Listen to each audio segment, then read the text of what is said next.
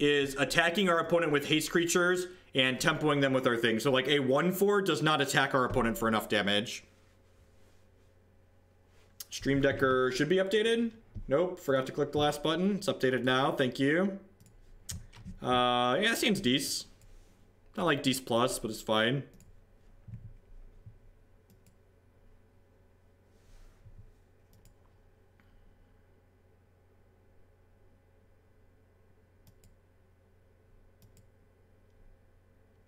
A Serum Vision's a consideration. It's like, what do I cut? What do I cut? And like, it gives us some more dependency on having blue mana early. I like not needing to have blue mana early. I had Serum Visions in the deck originally, but I ended up cutting it for Coiling Oracle just because it was a creature that also did that. The less creatures that you have in your deck, the less humans. Humans, okay. I think I'm gonna shock here. Just play the Bird of Paradise out. Might need to fetch an island with that if they kill this. No, the Legacy stack decks are pretty rancid. They're also like exceptionally bad against Grixis Delver, so like no desire to play them. They're like just super inconsistent. On the draw with their Noble Hierarch, we're gonna have a pretty hard time here. They get to swing and miss with that at least. Mana Confluence means they have Collected Company, most likely.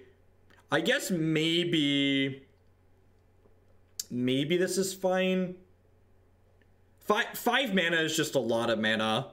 Like, every 5 mana card you want to put in your deck comes at a very real cost. And I just don't think that's worth the cost. Like, Tron's a fine matchup with this deck between the Fulminator Mages in the sideboard and, like, our Quick Clock and our combo finishes.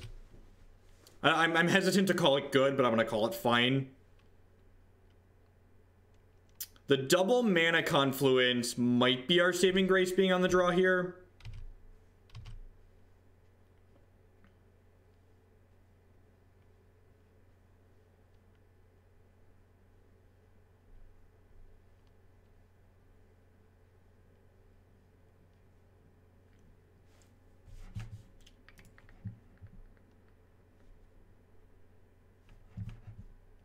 Meddling Mage. That's unfortunate because I know about all the cards in my hand, so I assume this is going to name Bloodbraid Elf.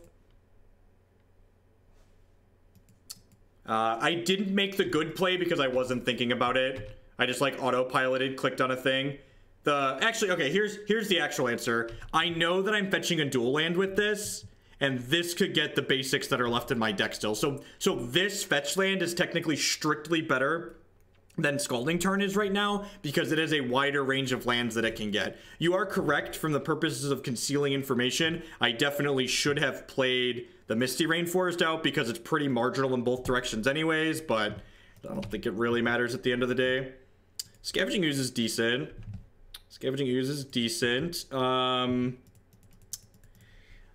Do I want to attack with this Strangleroot Geist? Probably. I probably just want to keep rushing them. We're going to go ahead and flash in this Pestermite and diddle their Champion of the Parachute enter combat. What are your thoughts on the Kiki deck that's played at the GP with Ballista and Devoted Druid? You can watch me play that deck from Saturday night on my YouTube channel and listen to my feedback there after playing it.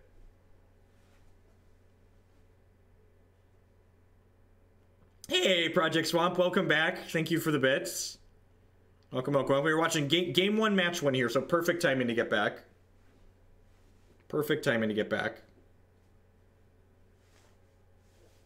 Top deck Kiki would be pretty dope. Do the kids still say dope? Is that a euphemism I should use? Oh, you know what? If I left the Strangleroot Geist back, I could have threatened to double block this Meddling Mage. Well, they're probably just say it's just a Zoot and smash me. They're probably not gonna attack with this, right? So I'm gonna diddle this one, and then I assume they're just gonna attack us for 4 here. Meddling Mage is naming Bloodbraid Elf because they knew about it in our hand. Would really like to draw a Lightning Bolt here.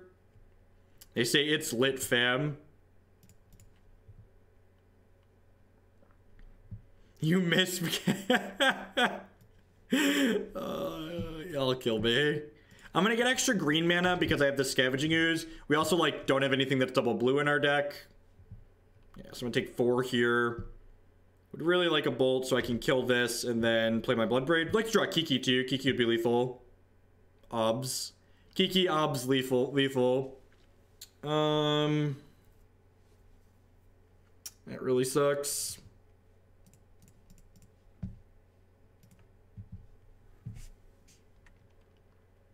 I'm gonna play this Wooded Foothills and pass back. Oh, you know what? No, this is fine. This is fine. They say dope in Trailer Park Boys, so it must still be in.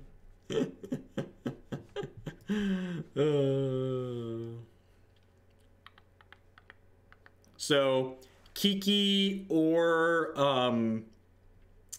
Eldritch Evolution will be lethal next turn.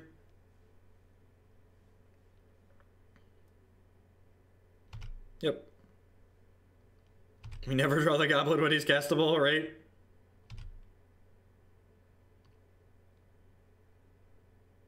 Oh, you know what? If they attack here with the Kitesail Freebooter plus the Mantis Riders, I need to chump this, right?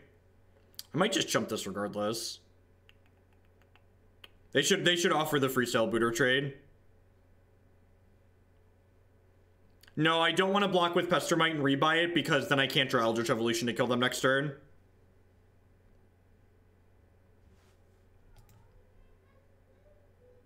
So if I chump with this and plan to get it back here, I'm not going to be able to draw Eldritch Evolution. Oh, I guess this makes Eldritch Evolution not lethal next turn anyways, right? That's unfortunate. Man, that sucks.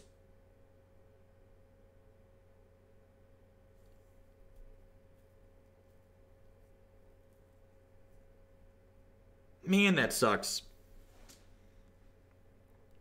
I just have to rip Kiki-Jiki naturally.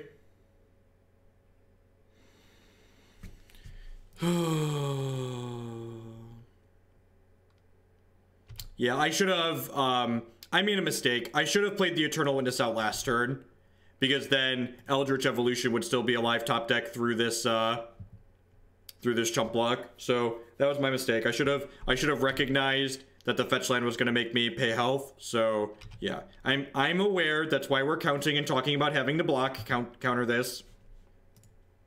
Take a timeout for saying something stupid. Enjoy your timeout. Yeah, Evo wasn't out. If I would have played Eldritch Evolution, if I would have played Eternal Witness last turn, Eldritch Evolution would be an out this turn. All right, we swung and we bricked anyways. Are we just dead?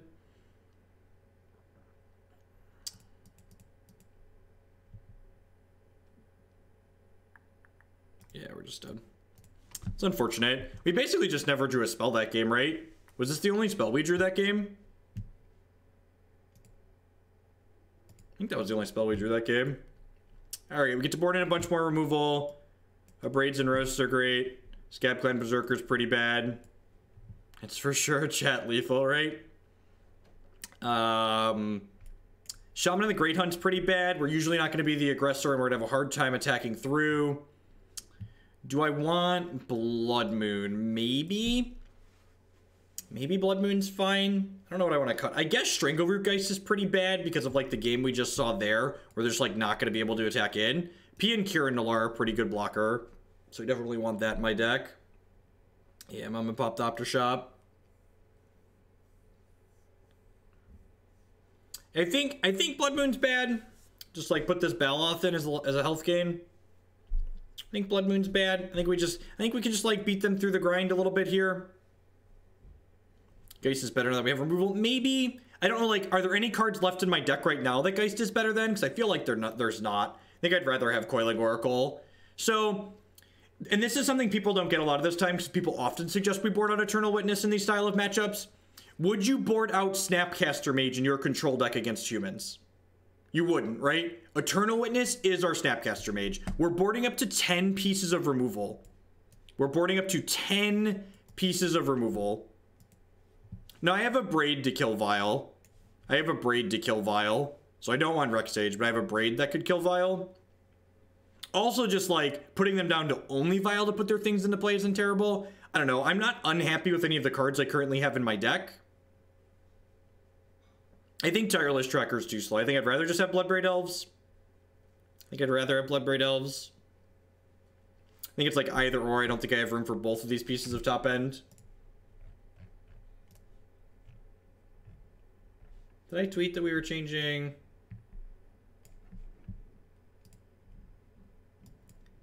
Have a timeout.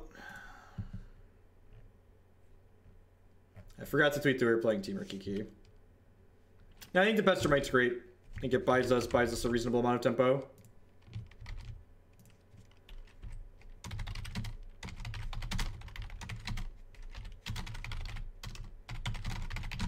Just a reminder to people that are new in chat, if you want to say something like, I would board in Blood Moons, say, I would board in Blood Moons because, and then like use your words and explain yourself. Tell me why you would make that play. Tell me what cards you would board out in place of Blood Moon. Just saying, I would board in Blood Moon, but that's just me. That's just putting noise in the chat. That's just distracting from people that want to say something useful and constructive.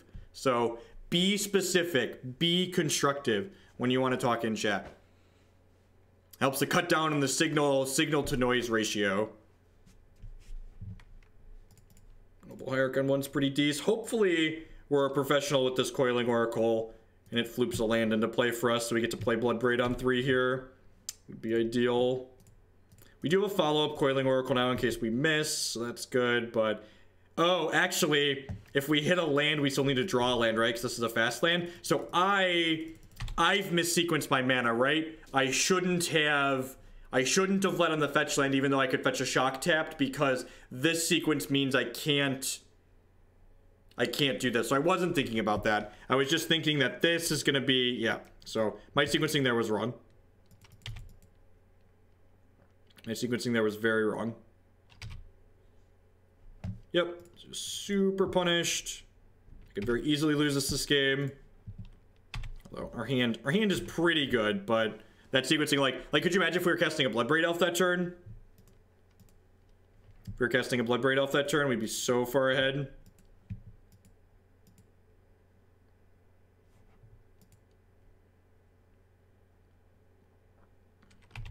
Mirian Crusader, that's terrifying.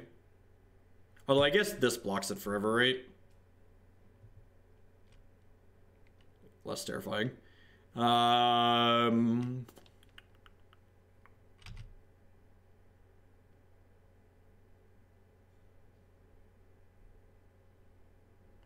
Yeah, they might just be on Collected Company, I agree. I'm gonna play Kiki. And then I'm gonna end step, copy a Coiling Oracle. Gives me a free chump blocker for anything other than Mirian Crusader. And then we can Eldritch Evolution for lethal next turn. So I think I like setting up the combo here. It's a little awkward against Reflector Mage, but I think that's fine.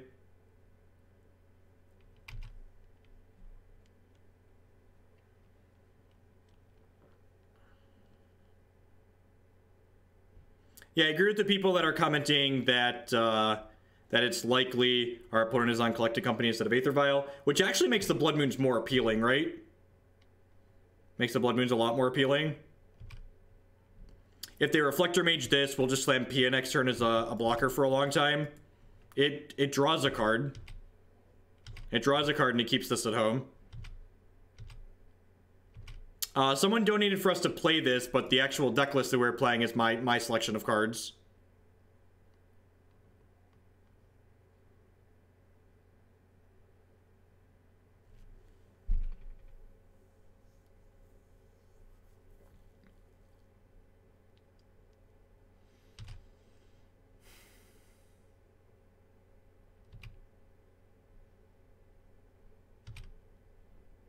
Well then.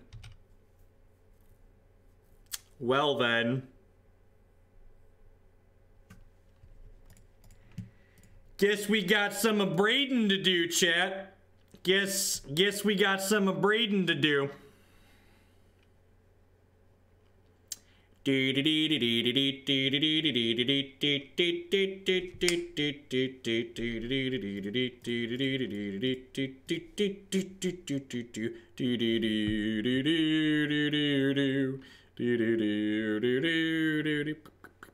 between Eternal Witness Kiki and Mom and Pop Thopter Shop, like ripping the removal, we can actually play through this worship, right? It's a good thing we've got green Snap. This is actually much better than Snapcaster Mage here with Kiki, right? And you get an Abrade, and you get an Abrade. Everybody gets an Abrade. Remember when people wanted to board out? Oh, that's unfortunate. That's unfortunate. People wanted to board out my my Eternal Witness. That probably means we're dead. We really need them to flood out in order to beat them now. Without my freaky Kiki, grinding through the worship's going to be really hard since I didn't board in Rec Sage. They have Path in their deck too, which is wild. Less fine now. Yep, the fact that they have Path in their deck is really bad for us.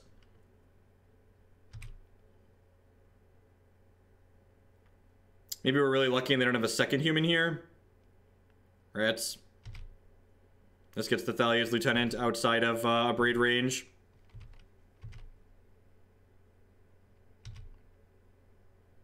For fuck's sake. That's really frustrating. It's the Stone Perfects, the prevent your combo into path your backup plan into just ramp all my stuff up.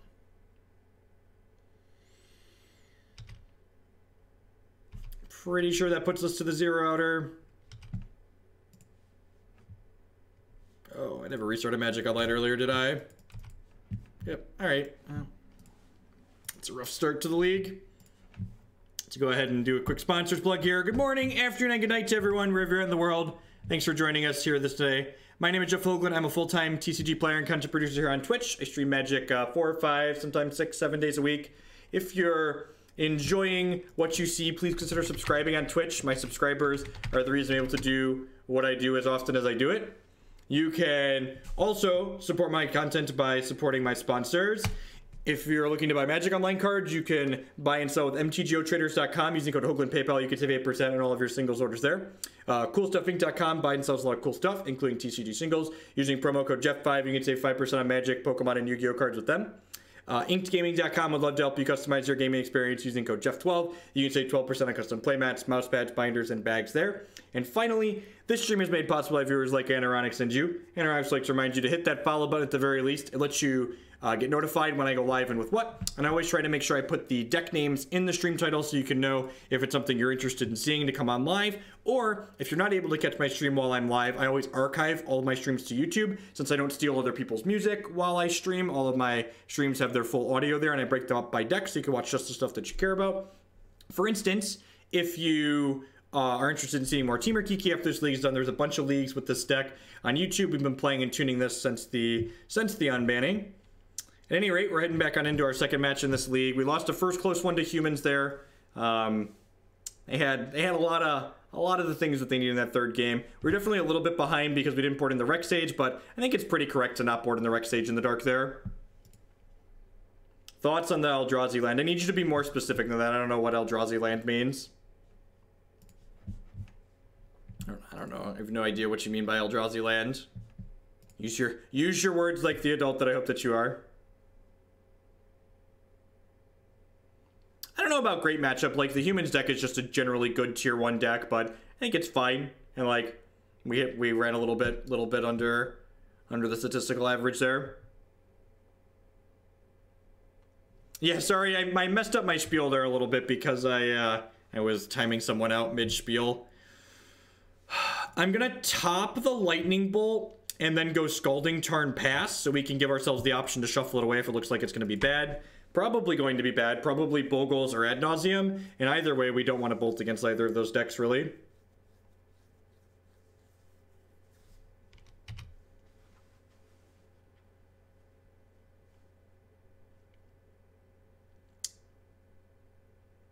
God, I'm really confused right now. Fetch, Swamp, Thoughts, are they the Polluted Delta? Polluted Delta means it's not Lantern, right? It means it's not Lantern. I mean, I assume you just play Matt Nat's list from the Grand Prix.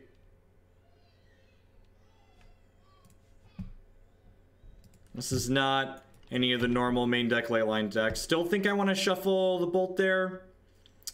Main deck Thoughtseize, Fetches and Thoughtseize aren't common in Ad Nauseam. It could be some kind of weird Ad Nauseam variant. Could be some kind of weird Ad Nauseam. Yeah, if Matt Nass top 4'd the Grand Prix last weekend. Yeah, it doesn't usually play Fetches and doesn't usually play Thoughtseize in the main. Yeah, it could be some kind of weird mid-range deck. The Grand Prix that just happened. Are they a control deck? But just main deck Leyline? Because they hate losing to burn?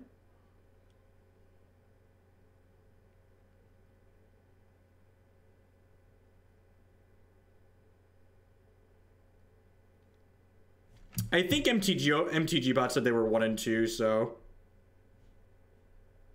the MTG bot said they're 1 and 2, and it's been accurate on records again, so just some random brew most likely.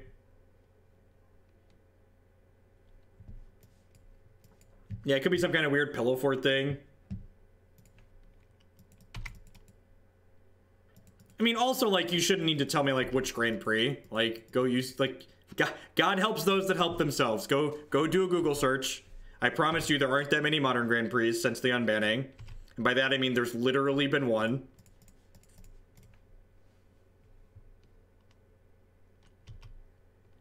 I assume this is going to eat a fat one here. Like, it feels like they're a control deck that's probably got a bunch of removal.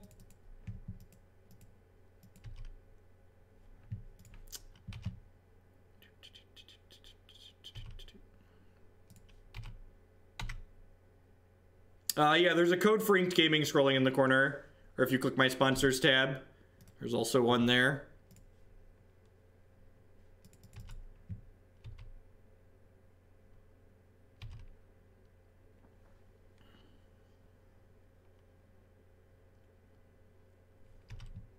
Yep, just a control deck with main deck Leyline. Sure, never float your boat. Am I just casting this looting here? I think I am. My hand's pretty terrible, right?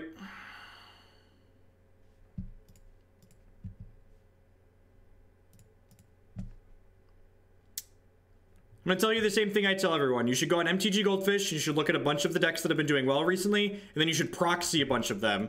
Or you should load them into Cockatrice or some free way that lets you play Magic, and you should just play a bunch of Magic and find the deck you enjoy the most. Modern is not the type of format like Standard where I can just tell you the decks that are good. There's so many decks that are good and reasonably and moderately competitive in Modern that you just need to play them for yourself and find the deck that feels the most fun to you, because they're all moderately competitive.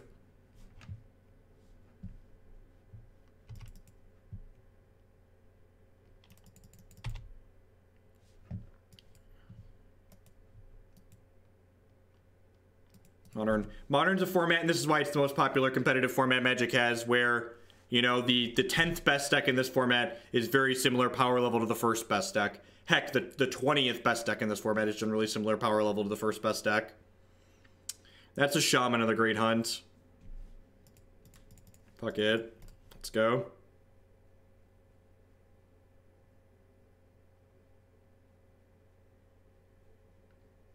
Probably gonna get ambushed by a Snapcaster Mage and be really sad here, but...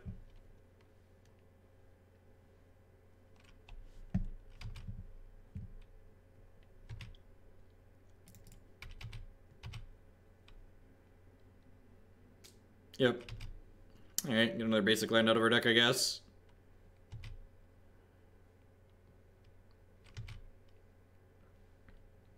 I think these control matchups are good for us on average. I get to stick this bird, and we can evolve the bird into an Eternal Witness next turn. And then the Eternal Witness will get back Eternal Witness, and then that Eternal Witness will get back something else. So, like, you know, value. It's like the slow grind. Hopefully rip a Bloodbraid Elf at some point and go to town.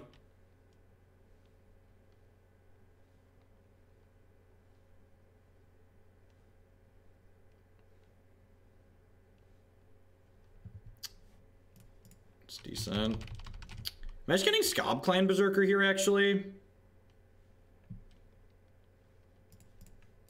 I'm actually gonna get Scab-Clan Berserker.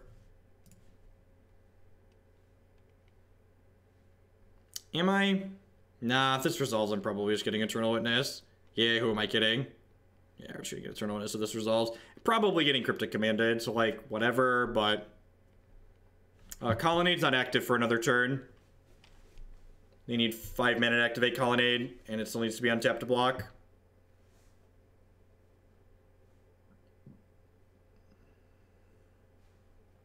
This is a matchup where Tireless Tracker is going to be good. It's a matchup where we're going to board out birds and Eldritch Evolution. You want to board out your birds and your Eldritch Evolutions and probably the Kiki in all of the attrition-based matchups. Tank, tank, tank. Cast my best card. It's a tough decision, I know, arriving at the conclusion to cast your best card.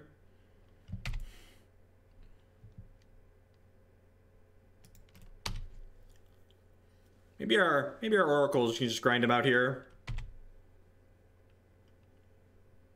Bolts are kind of bad here too, so honestly, I'm just gonna make them keep playing Magic just because like they're playing a brew, so I'm not like 100% familiar with the cards that they're playing. So like they're gonna gain some information out of us, but like the general gist of our deck is easy. Like we're gonna gain some incidental value by like learning what cards they're playing in their deck.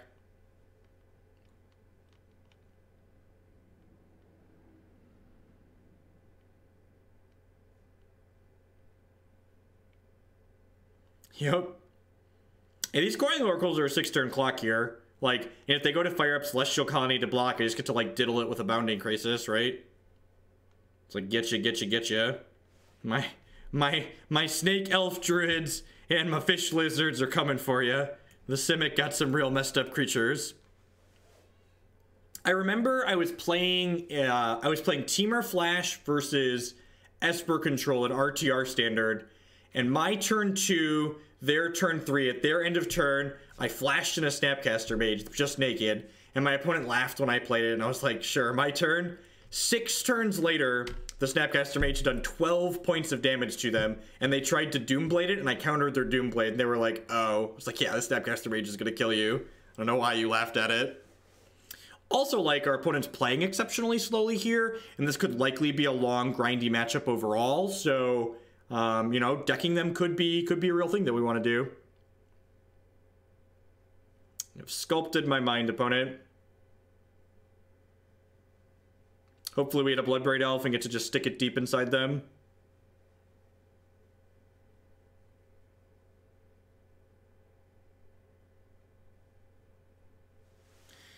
I was just about to say we're probably going to draw a Lightning Bolt and be really frustrated that the rules are going to change here. So after Dominaria, this Lightning Bolt will be able to target my opponent's Jace while there's a Leyline out here. Under the current Magic rules, that's not an option. So future Magic rules will be able to kill the Jace with this Bolt. Current Magic rules, that's not an option.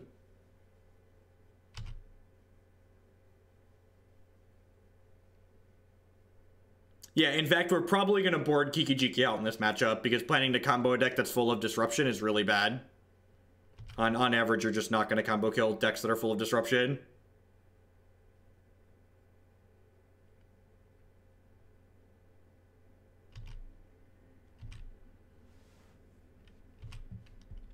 I'm going to play this Bounding Krasis that they know about. Will Fiery Justice be able to target Planeswalkers, though, or will it still just be creatures? Oh, it targets everything, so it will be everything. Do I want to play this Pestermite too? I think I do. I think I just need to try and kill the Jace. No, we didn't. They drew Path to Exile, Wannabe Beetle. They had Path into Champion of the Parish plus another Thalios Lieutenant and just destroyed us. Yeah, just like...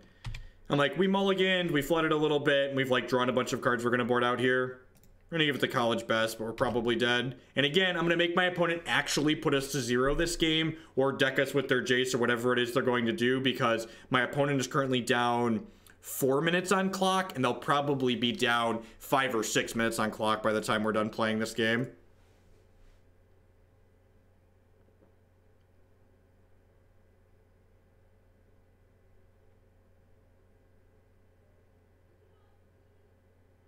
Oh, this is... Stop, stop, stop. Definitely wanted to. Definitely wanted to bolt one of these. Definitely wanted to bolt one of these, but I was auto-passing like a big dumb stupid. And again, they have White Sun Zenith in their deck. Something we just got to find out. Now we know to play around White Sun Zenith, potentially. I was expecting Secure the Waste there. White Sun Zenith is adorable.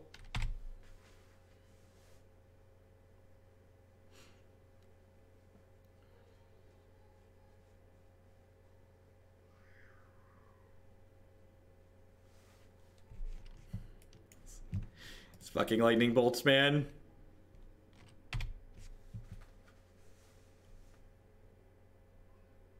It was a White Sun Zenith.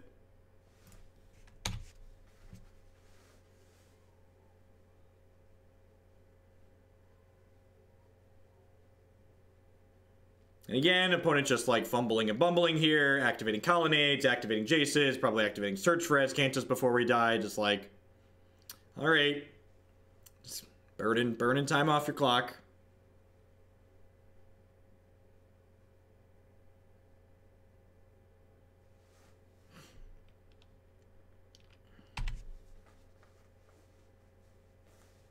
Remember when we realized we were dead, we were up 4 minutes on clock, so now we're up 5 minutes on clock. As opponent sits here, continues to dirtle. He bottomed a card, and then we drew Bloodbraid Elf. God bless. Trigger. Yeah, Scab-Clan Berserker. Get him. Get ya. Gonna get you drunk.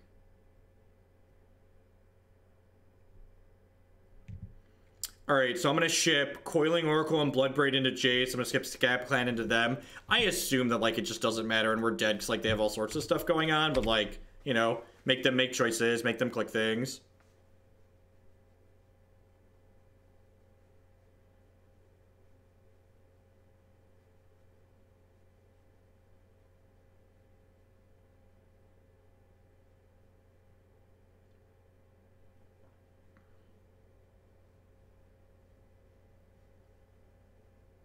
We're up 5.5 minutes. We'll win game 2. We'll time them out in game 3.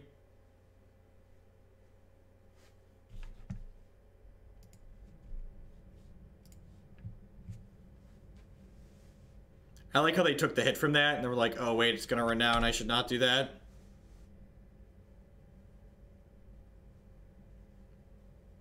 Oh yeah, they get to make decisions with Brainstorm now.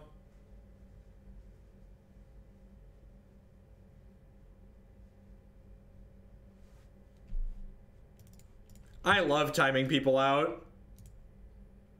Just like that. It's my favorite. Time you out. The clock is a resource. Just like everything else. Do you feel bad when you deck your opponent? Because that's not winning through damage.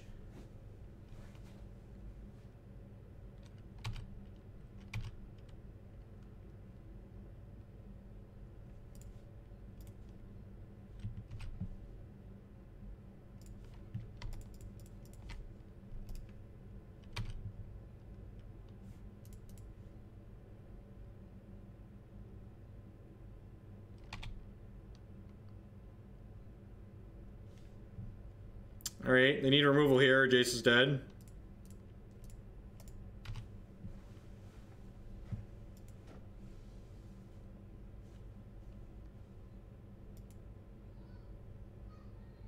No, we're not gonna win. Don't be silly. Oh my god, I didn't attack with the bird. Holy shit. We just got Blessed Alliance. I could have got him if we attacked with the bird. Good lord. I even took a second to unclick the bird. Oh man, and you see again, I am gaining valuable information by continuing to play this game while also timing them out. I'm gaining information that comes with playing against a brew. Also, like, my opponent knows I'm drawing a Birds of Paradise and isn't like activating their Azcanta and auto passing. Like, opponent's not managing their clock well. We're now up 6.5 minutes on clock for those that are counting.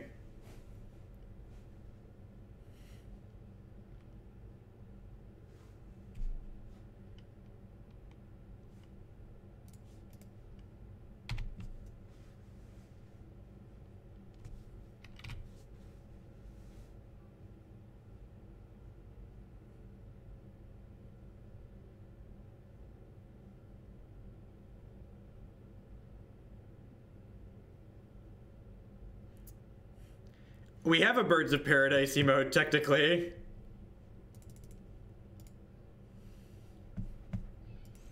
The bird's just not happy in the emote.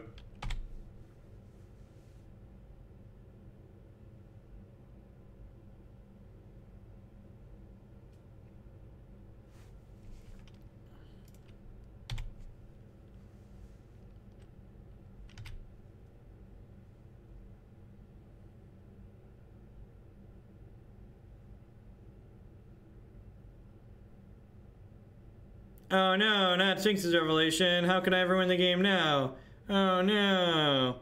Oh no.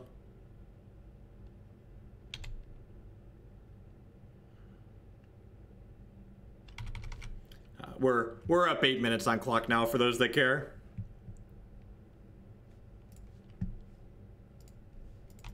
Just, you know, take the maximum amount of game actions. Just chill out. Yeah, no one probably ever lets their opponent click through all their fun stuff. They've got Planeswalkers, they've got Search for Azcantas, you know, whatever floats your boat, really.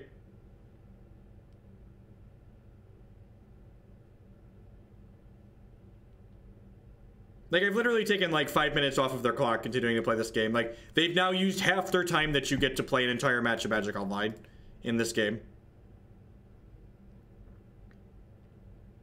So, like, if they take an equal amount of time winning game 2, even if we're losing, that they took to win this game, they will lose the match.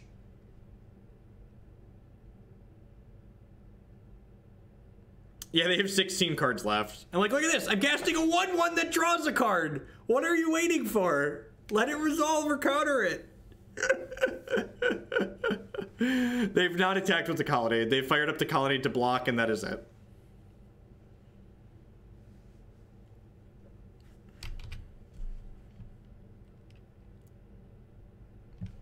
Oh, yeah. Get that Strangleroot Geist in there.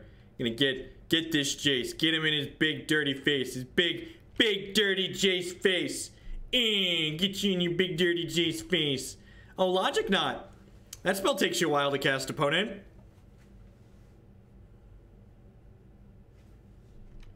That spell takes you a while to cast. We're up 9 minutes now for those that are counting.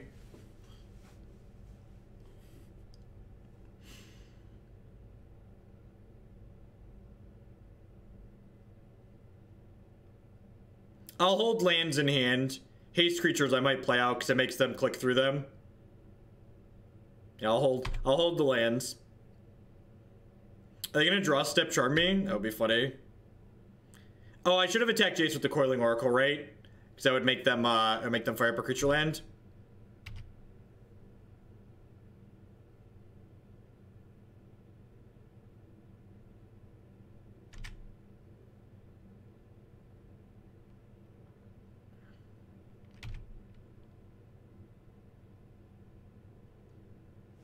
Yes, correct. On Magic Online, if you time out, you just lose the game. So if their clock hits 0, regardless of if they're up a game or then they're winning the second game, they just flat out lose the match.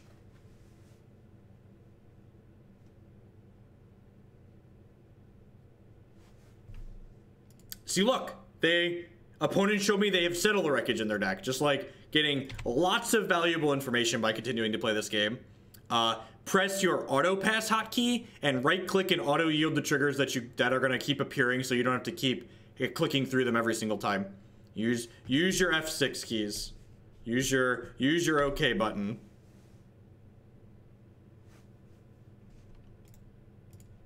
I'm going to concede so they can't sit there and look at my deck. Although I think they already get to look at my deck. That was a little slow there. It's fine. It's fine. What are we doing? All right. So we finished 10 minutes up on clock. So for those that were counting, we ended up 10 minutes up on clock.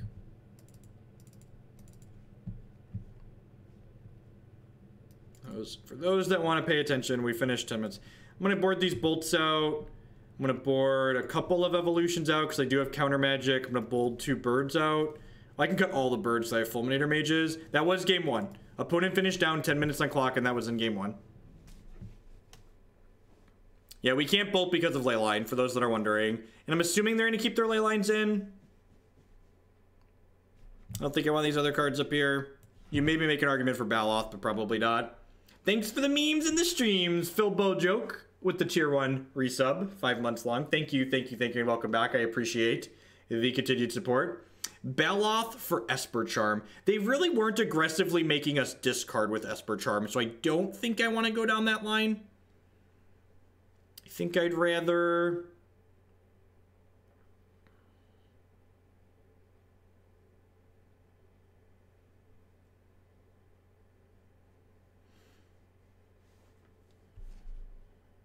Yeah, I'm just going to do this.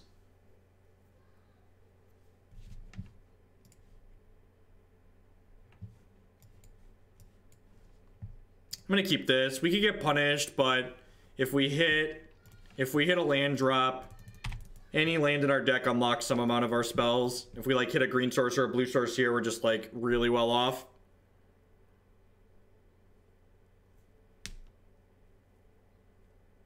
Like even here, my opponent's losing 5 to 10 seconds on their clock here. My turn starts turn 1 of the game. Press your auto pass hotkey. There's no reason for them to have lost the seconds they just lost on their clock there. And I'm sure we're gonna miss our 3rd land drop and die and like have not played a game and they're gonna kill us with 1 minute left and whatever, but like it's definitely right to do what we're doing here, strategically speaking. Okay, breeding pool here. I'm just gonna play Strangleroot Geist because this plays through a Logic Knot. If they want to path this, and if they path this, it gets us to a 4th land. Yeah, like deal. Now I get to guaranteed play a Bloodbraid Elf next turn. I'm gonna get my blue source here. Maybe I'm supposed to get green because that's better if we draw Blood Moon. Will there be another stretch goal? I don't know. Okay, let's see if I can think of something fun that's owl related, right?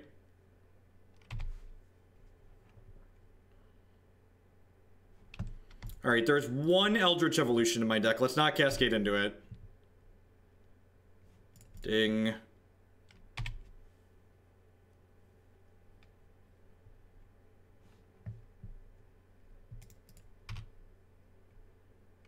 Buy a pet owl.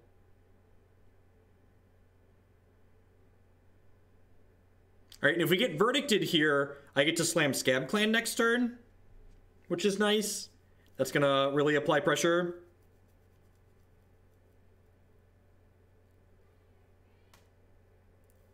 Stream IRL at Hooters. I think I'm okay with getting settled here. You know what I could do? I could just play Scab-Clan. Yeah, I'm gonna play Scab-Clan and attack. And not attack with Tireless Tracker, because if they want to settle Scab-Clan plus Bloodbraid Elf, I get 2 lands, which gives me 2 clues. So, because they showed me settle, I'm just going to attack with these 2.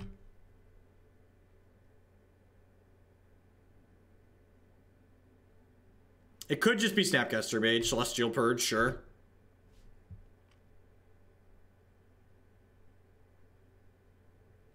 Okay, fair.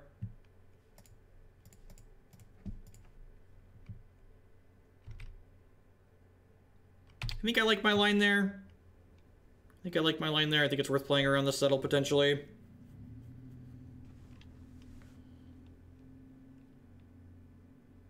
And like, they spent a card killing Bloodbraid Elf, and the Bloodbraid Elf brought the tracker with it, and now the tracker's drawn a card too, at least 1 card. Yeah, it didn't end up fantastic for us, but I definitely think the line I took there was good.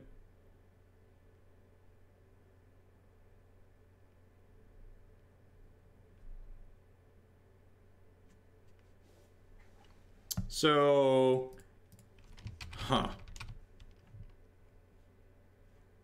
make a clue.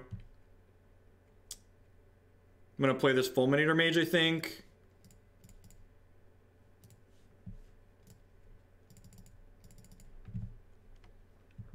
Probably take them off this Hallowed Fountain. If they want to Logic Knot this, they have to Logic Knot me for a bunch. And then if they Logic Knot this, I'm going to cast Eternal Witness and pick my Bloodbraid Elf back up.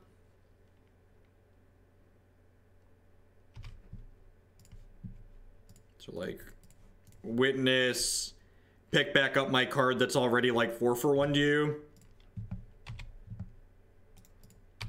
Attack you for 4. Like I have 6 points of power in play they have more cards in hand than me, but like I have 2 cards on the board. Plus, like, even our lands are live draws as long as there's a Tireless Tracker in play. Yeah, Witness BBE is very, very good. Sure, J Storm.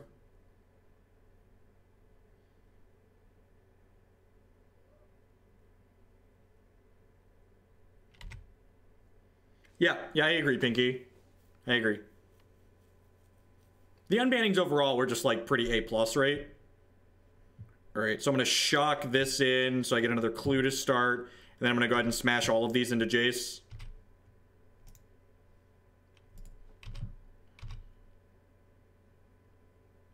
I don't think I want to commit any more creatures to the board. Because, like, they're obviously setting up for a sweeper. I'm going to crack these in case we draw Blood Moon. Like this here, auto-yield to these triggers.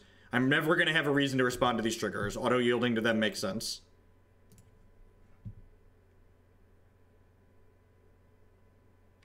And now I'm going to pass here. Bounding Krasis is actually an A+ draw, because we can end step it if they wrath us and keep pressure on the table. So, like, if they sweep us here, I get to go end step Bounding Krasis, untap Bloodbraid Elf, like, pressure, pressure, pressure. Yep. And, like, again, like, they have 5 cards in hand, or they have 4 cards in hand, I have 4 cards in hand. I have this clue on the table I'm drawing for the turn. We have similar numbers of lands. Under pressure. Bum bum bum butter dum bum. Would you like to diddle yourself, Krasis? Enjoy. Krasis made himself tired.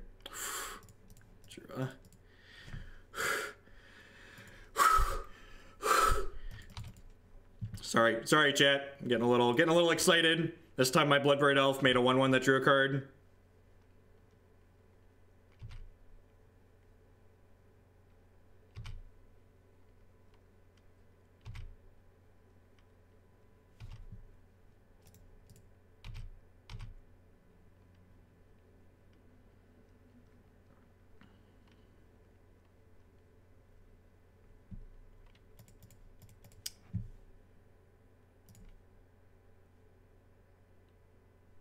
Oh, that was bad. I should have floated mana and then let that resolve, because I could have drawn the last basic in my deck there. I could have potentially drawn the last basic in my deck there. Yeah, Scooze to prevent Verdict Flashback is definitely a good idea. That's my last basic. Honestly, that Raging Ravine that I cut for a Rootbound Crag, it might be better just as another basic. Like, again, there's so many Field of Ruin Path to Exile decks in the format right now that just, like, I kind of just want a 4th Forest a lot of the time, and we're often not short on red mana. We're often not short on red mana. Opponent concedes because they are now down 11.5 minutes.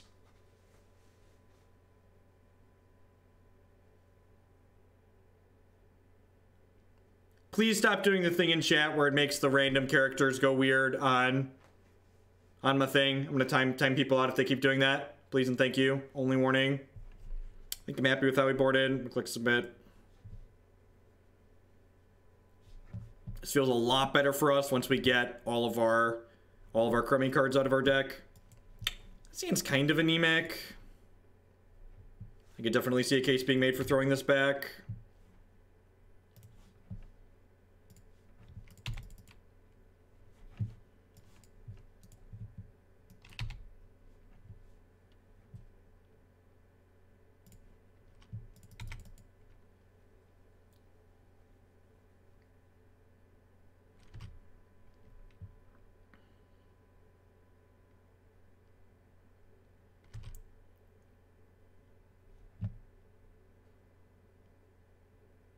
Yep, opponent has 6 minutes to win this game. It took them 13 minutes to win the game that they won game 1, so. Can you explain siding out birds? Is it because we don't care about accelerating or because we know they have sweepers? It's a mix of the two. It's because I don't want to accelerate and I know that they're going to have sweepers. Please cast the Jace. Rats. I think I'm just going to keep playing Drago here. Perfect. Would you like to counter my Coiling Oracle?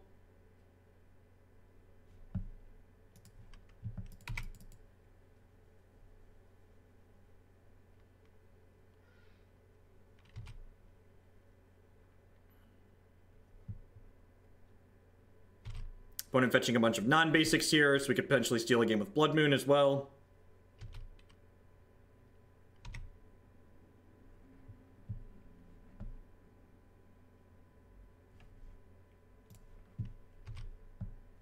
I guess I could jam the Scab-Clan Berserker, knowing I could spell Pierce or Cryptic Command this turn.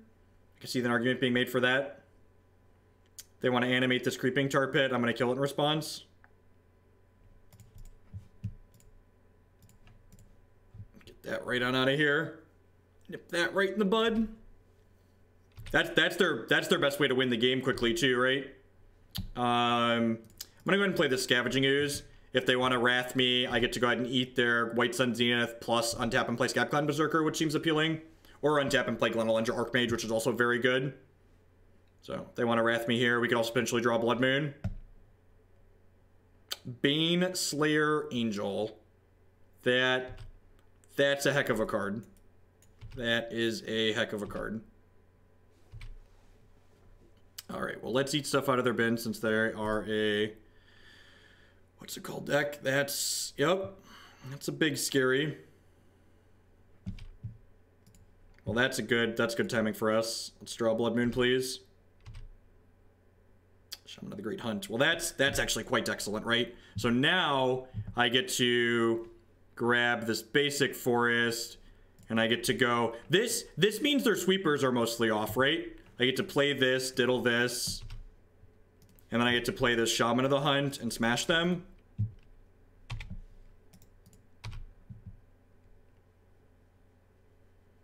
That's how they can win this game quickly. It's definitely a way to let them win this game quickly.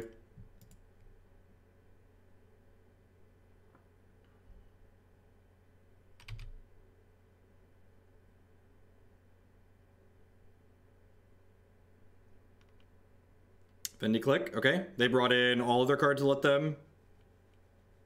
Our hand's pretty decent here. We took our Glen, Elendra, sure. We have a Snap Path. Yep. Wow, we're gonna lose this game.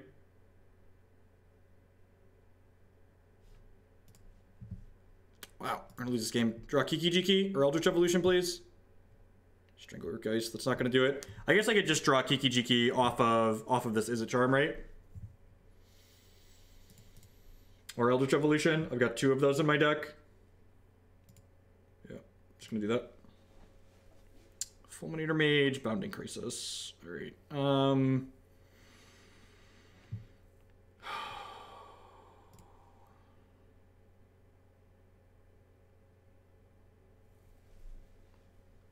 I think it's been the Scab-Clan.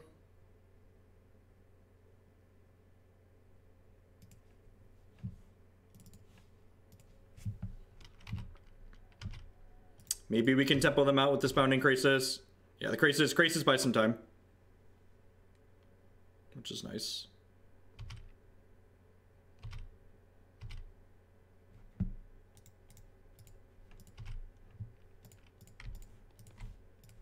Do this during their upkeep so they can't draw Cryptic Command for the turn, or Logic Knot.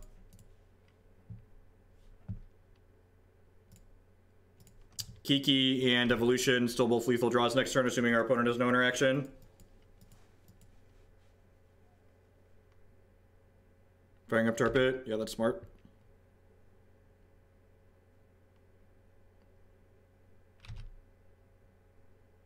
So we're dead in 2 to their stuff that they have.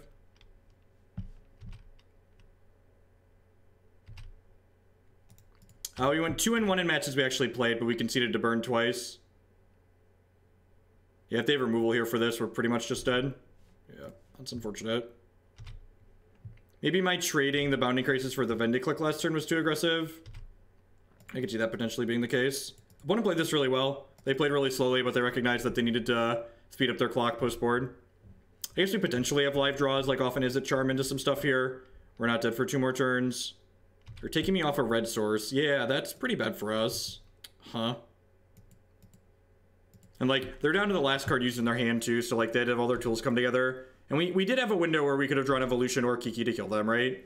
And we didn't, so we died. Yeah. Yeah, I mean, why would we hold the Fulminator Mage? There's no reason to do that. So we're dead in 3 here.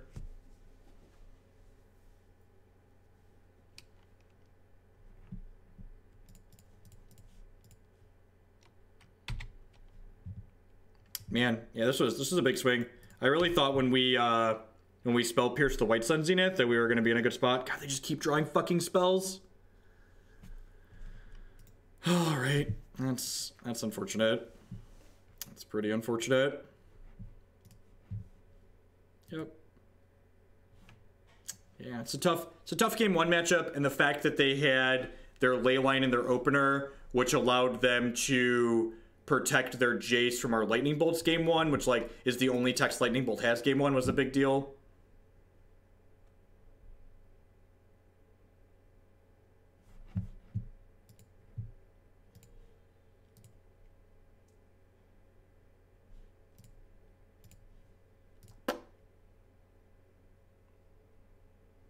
I got there faster, Jace, haha. Yeah, exactly. And like they probably only have one Baneslayer Angel in their deck, right? So like the fact that they hit it on curve was pretty fortunate.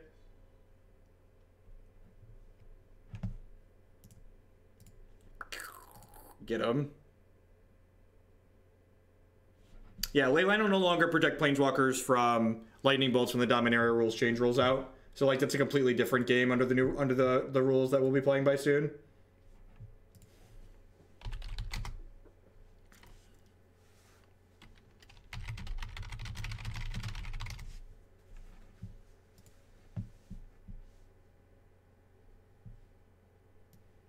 And like I said, I'm pretty happy with how we played there. Like, opponent ended up having that, and like we still had that window, right, where we had like a draw step plus the 2 loots with Izzet Charm to like hit 2 cards to just kill them.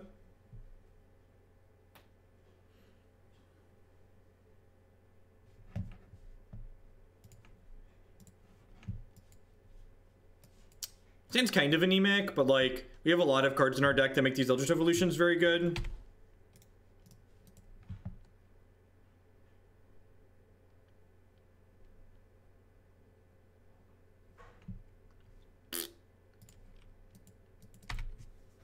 Basic planes, you say? Sheffet Dunes. Some kind of tax this deck? Yep.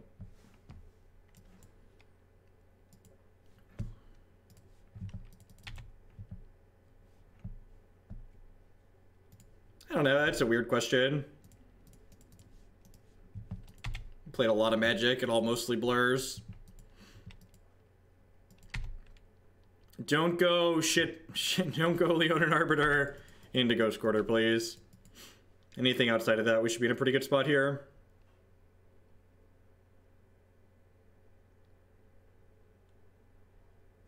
ASM K with the $12 donation.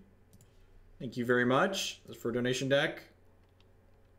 Do you Eldrazi to be the next deck? No, that'll get it in the queue. If you want to send me a link, you should link me. Oh, you want to move you Blue-Green Eldrazi up the queue. Blue-Green Eldrazi's already in there, right? Blue-Green... I think Blue-Green Eldrazi's already in here. I feel like it is. Oh, yeah, it is actually pretty close. That's plus 12 is 37. That puts it to 41. That means, yeah, we will probably start with Blue-Green Eldrazi tomorrow.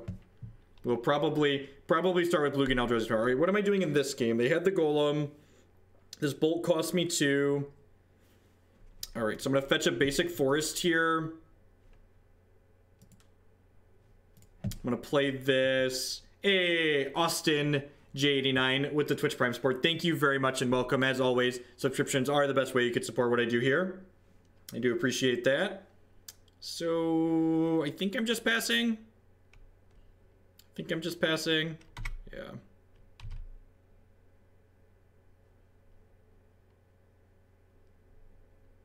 Yeah, we don't have any double blue cards in our deck.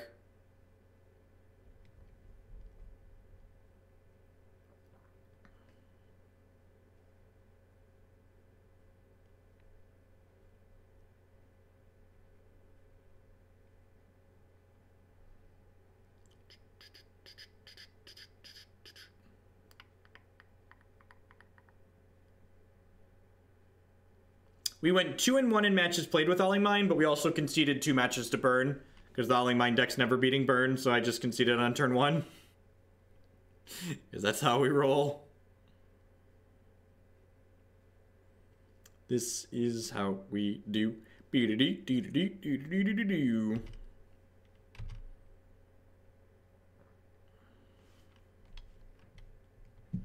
I wonder...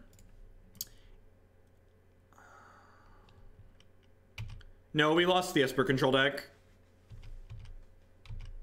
Lost to a Baneslayer Angel in game 3.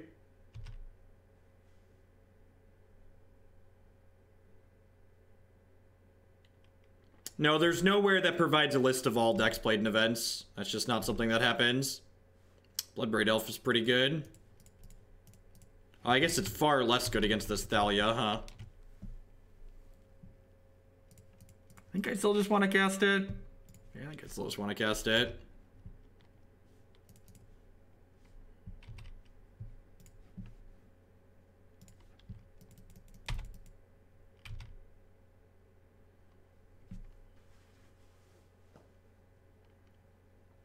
It also stops our combo kill rate, which is a problem. So probably gonna turn a bird into an Eternal Witness and get back this bolt next turn. Then we can bolt the Thalia.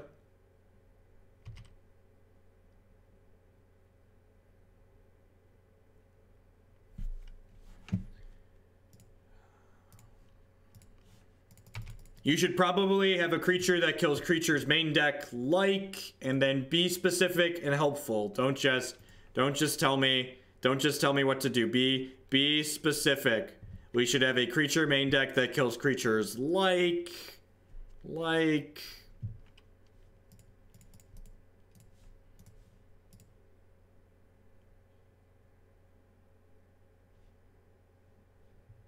No, I don't think so. Like we have Eternal Witness.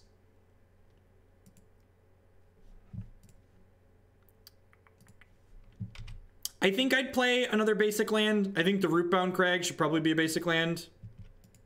Yeah, Glorybringer is the closest thing we can play, and that even that wouldn't be good against this, right?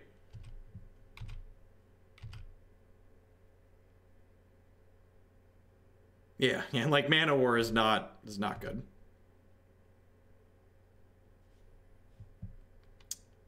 All right, did we miss that I can eat 2 things here? Polukratos. Poly-K was my boy for a long time. Poly-K was my boy for a long... And this way, if they want to save their Golem here, they're going to have to path my Scavenging Ooze, which gives me a window to Kiki-Jiki them next turn. Because I'm on the defense. I'm at 8 health. So now they need another path to not die next turn.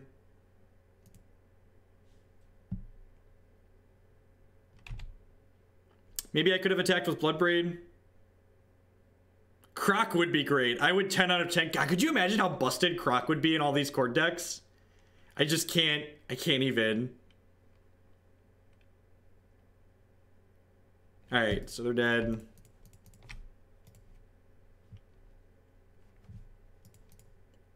For people that are new to Magic or Modern, Bounding Krasis and Kiki-Jiki go infinite here. So Kiki makes a Krasis, Krasis untaps Kiki, Kiki makes a Krasis, Krasis untaps Kiki, etc., etc. It's not a Scab-Clan matchup.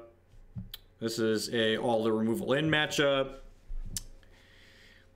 There's a chance they play Mind Sensor, which makes Eldritch Evolution a lot less appealing, so they want to cut at least one of those. I think Shaman of the Great Hunt's going to have a hard time attacking. I think Strangleroot Geist is going to have a hard time attacking.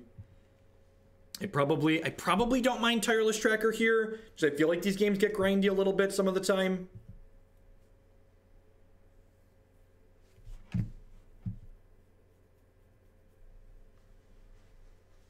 I don't know. And honestly didn't put that much thought into it. What's a Crocosaur is a hex card. It's a 5/6 for 5 that requires 3 green. That when it comes into play, it fights 2 things. There's a game called Hex TCG that I stream on occasion too. That Crocosaur is a hex card. Am I cutting one more Eldritch Evolution here? I feel like I am. I feel like between Leonin Arbiter it gets worse too. Let's try this. Again, just like against these other creature-based decks, we basically pivot into like We basically pivot into like what Splinter Twin was, right? We pivot into like this value creature deck full of removal that like has some combo elements to it.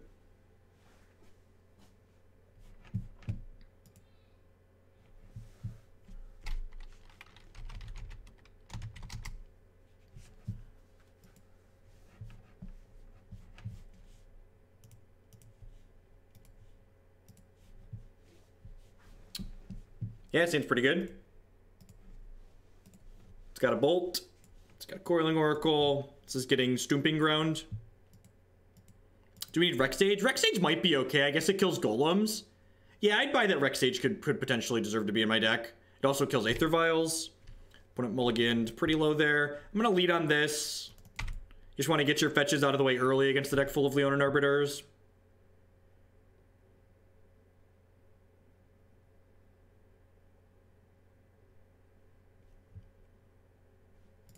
See, get you out of the.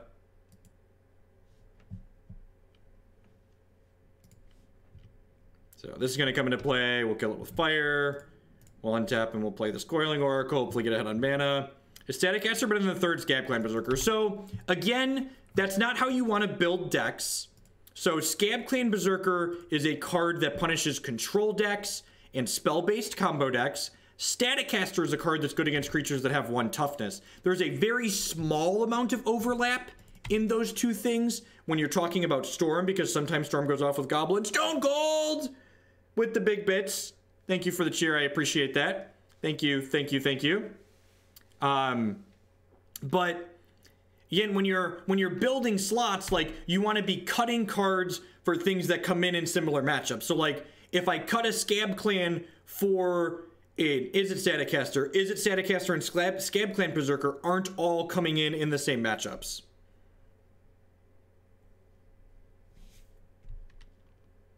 I am going to Milwaukee in an owl costume. I'm going to Milwaukee in an owl costume. I am many things, but I am not a liar. I will be at Milwaukee and I will be in an owl costume. All right, so we're gonna cast Birds of Paradise here. We're gonna play Coiling Oracle.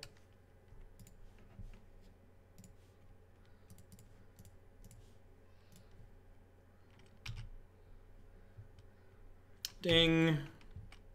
Kinda. Kinda ding. They're down to 0 cards in hand, but they have 2 clues on board. So this is smart, cracking the clue in response here. Lets them know if they're hitting a 2-drop that they want to violin.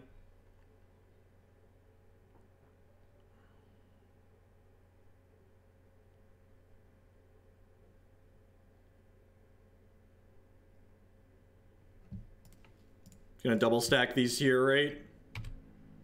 Trade 1 for 1.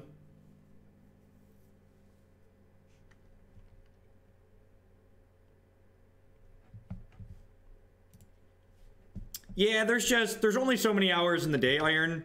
Just like, if I want to get in all the stream time that my goal is to get in, I just have to compete with other things like that. Previously, I've always like tried to not butt up against things like the Super League, but my goal with the amount of subs that we have and the amount of donation deck lists that we're getting is to stream at least 25 to 30 hours a week of Magic. So in order to do that, I just need to do when I have the time.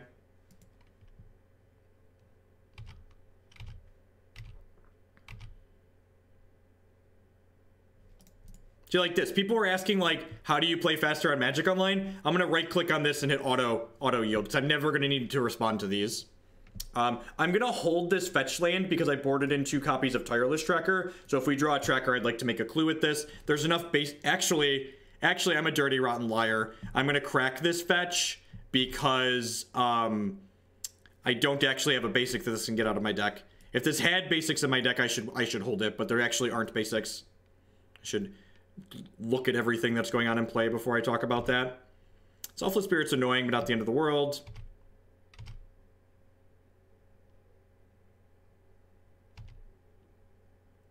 I'm just gonna take this hit here. Going to 6. They're not... If they were playing white-red taxes where their deck could potentially have reach in it, I think I would probably not take that hit, but because they're playing just straight white taxes with like Sheffet Dunes and stuff, I think I can afford to afford to take that hit. It's a pretty good one. Oh, I should have left more green mana up in case I had Scavenging Ooze. Coil with the best of them. Freaky Kiki. Combo! Alright. Alright, gum the board and combo them. That's the plan, right?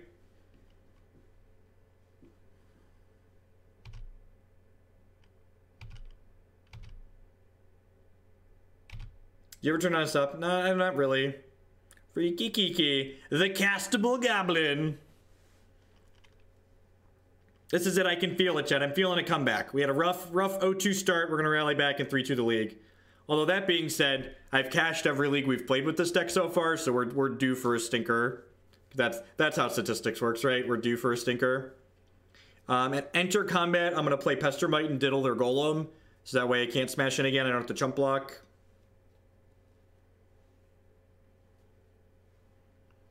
Look, I feel like it's necessary to point out that he's castable because often he's not. Often he's not. We don't need to draw land, right? Just like end step Pestermite, untap Kiki.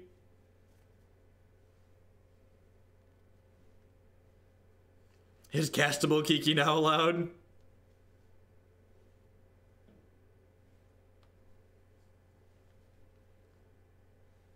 They're activating Sheffet Dunes. Okay, deal. Huh. Am I... Yeah, I'm supposed to diddle the Vial on 3, right? Because Vial on 3 is the only thing that beats me here. Like, they have 3 mana things that could kill me. Yeah, so I'm actually just going to diddle the Vial on 3 rather than anything else. Let's remove the blocks. I'm going to go... Tradesies. Chump. No, that's not true. Chump. Yeah, I think that's fine. And then, before damage happens here, I need to make mana with my birds, obviously. We'll flash in the bird on the Aether Vial on 3 here. If they have a Thalia, the 3 mana Thalia, they can prevent us from comboing next turn, but we'll still be at a pretty good spot because they're only going to have... they could trade this Selfless Spirit for these if they want. But I'm just going to try and kill them next turn.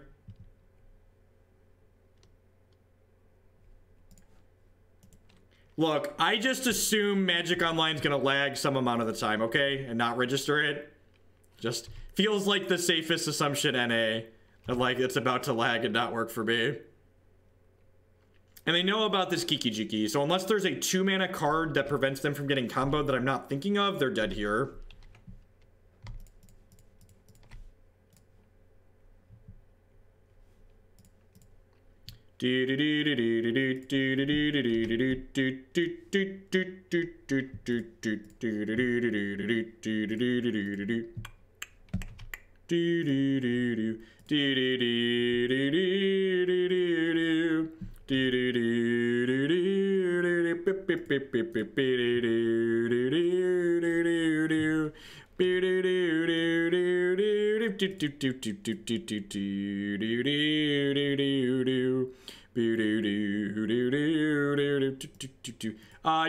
No, you can't, Iron, because no, yeah, you're right, never mind. This combo can do it at their end step. Restoration Kiki can't do it. I wonder if they have a 2 mana thing that prevents me from winning, or if just like the salt is pouring out over there. I feel like the salt's probably just pouring out. I might sit here and make Kiki-Jikis until I don't have any time left, just because, like, you know, why not?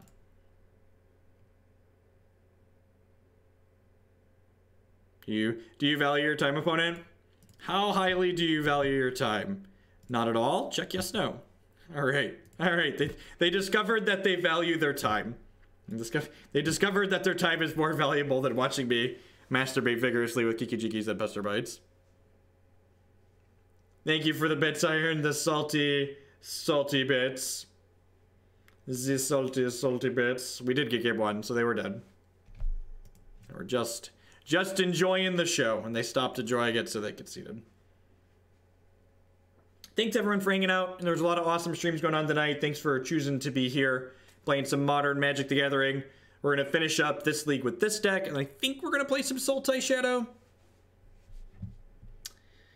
I don't know. We'll see. Maybe we might actually play the Eldrazi deck that got paid to get bumped up. Because that deck's probably faster than the Shadow deck. It's already almost 8 o'clock. Depends on how long these next 2 matches go. If these next 2 matches go long, I might play a meme or something aggressive for the last couple.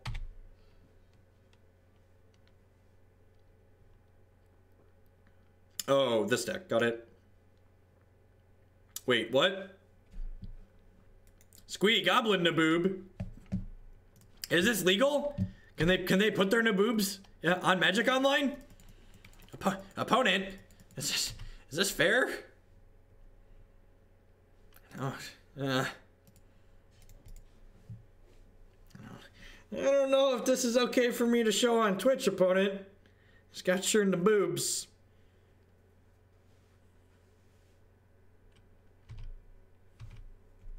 Judge, my opponent's showing me their Naboobs. Please make them stop. The Scavenging Ooze is probably A+. Actually, you know what? That was a mistake, right? I should have fetched more green mana. I should have fetched more green mana. I should have played a forest here and then fetched more green mana so these Scavenging Oozes just go absolutely insane.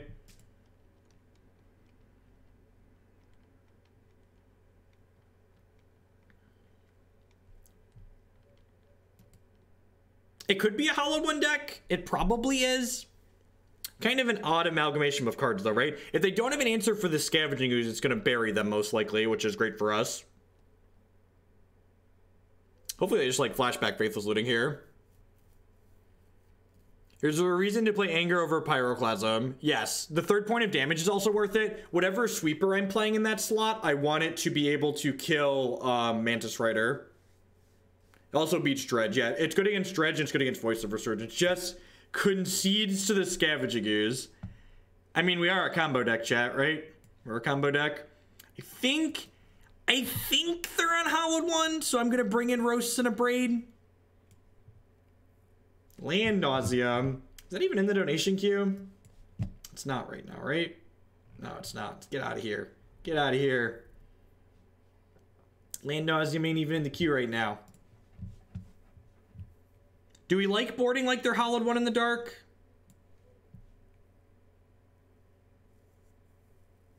Seems narrow. Feel like I'd rather have Static Caster.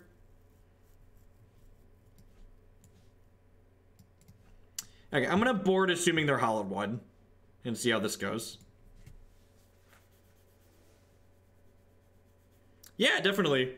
Land Nauseam, always up for... Always... The decks that I've played more than once and that I enjoy, you can always assume that those are acceptable donation deck lists. You can always assume that those are acceptable donation deck lists.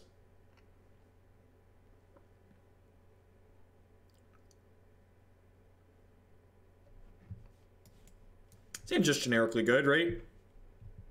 Thank you for the lucky bits, Iron. Plus, like, if they're a Burning Inquiry deck, which they likely are, our starting hand might not be our starting hand for long.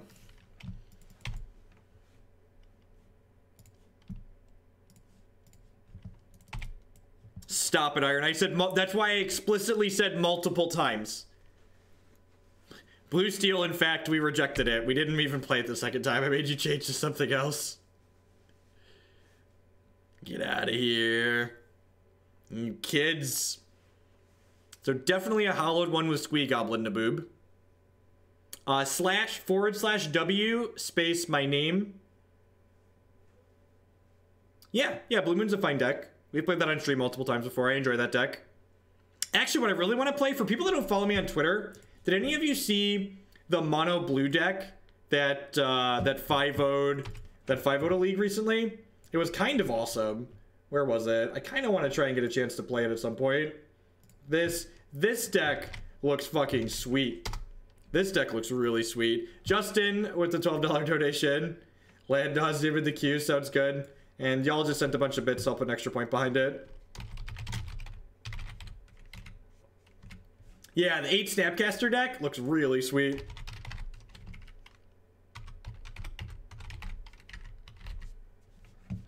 All right, what am I doing here? I think I'm just gonna play Coiling Oracle. Is that greedy? That's definitely greedy, right?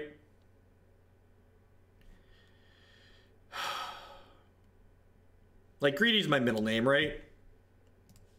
Nah, I'm just gonna pass and Abrade one of these two guys. Jace isn't good. The people that were freaking out saying Jace was too good for Modern, spoilers, they were wrong. Jace is not the type of card that's great in Modern. It's just not. Cycle the Hollowed one. Well, now I'm really glad that we held the Braid up. I should auto-yield to these triggers. You had me, right? You had me at 4 Fairy Conclave. That deck looks sweet.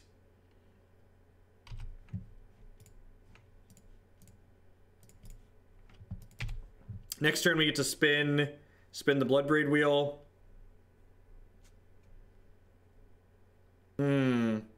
That's really unfortunate. I think I still just want to spin the Bloodbraid wheel here. Yeah, I could cascade into removal, and then next turn we can go witness back my Abrade if we miss removal here. Drew another Bloodbraid, deal.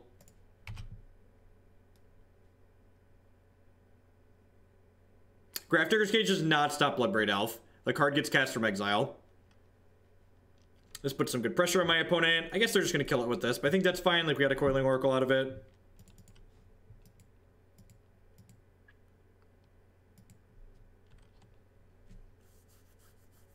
Like, I think it's pretty unlikely that they kill my Birds of Paradise here. Probably just killing the Bloodbraid Elf. Yeah, that makes sense. So I take 3 here down to 12. So yeah, I'm gonna shock this in.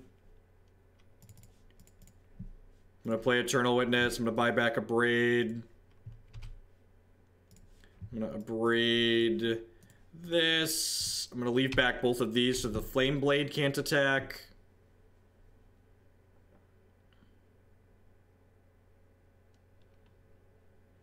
That's so narrow and bad. Like, if you actually want to host BBE, you can play Counterflux. It's still not good, but it's slightly less bad than your suggestion of Summary Dismissal. Slightly less bad. It's not good, it's just less bad. I think I'm pretty happy to trade Eternal Witness for this Flameblade Adept here. Probably just spinning this Bloodbraid wheel. I guess I can play... Yeah, I'm going to play the Coiling Oracle, actually, then Pestermite plus block. Justin, with the $88 donation. God, this stupid arrow thing.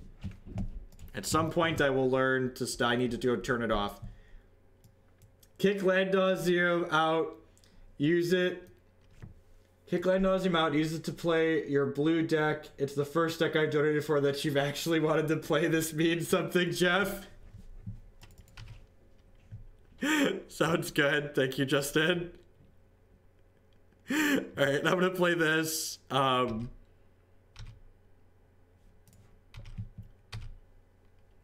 you. Thank you for the nuts donations today, Justin.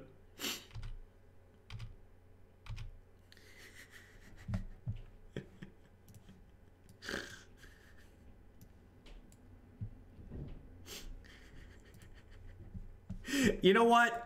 I'm gonna do the blue deck, and we'll leave Land Nauseam in there. That's is that for that blue deck? Play that. There you go. There's the other 12 to make the blue deck front and center. There we go. There's the other 12 to make the blue deck front and center. So what's the best way to not die here? I need to take the Vengevine off the table, right? So I'm definitely doing that. Now the question becomes, do I want to diddle one of these Flamewake Phoenixes? Almost certainly. And then the other question is, do I want to trade with the other one? I think I do, because it means if I cascade into a Scavenging Ooze, I can take them out. On the flip side though, I could draw Kiki here. Yeah, I could draw Kiki. I do that at Bolt though, but I guess I don't get to combo them with Bolt either way. Yeah, I'm just gonna take the hit. I'm just gonna take the hit. I think I'm supposed to take the hit.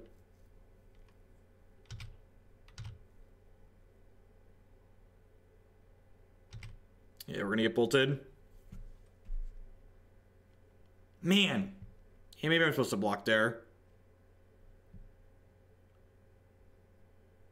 Oh. Sure. Still pretty dead. Whoa, that's gross that it counts itself. That's really gross, actually. Well, the good news is we're not dead yet.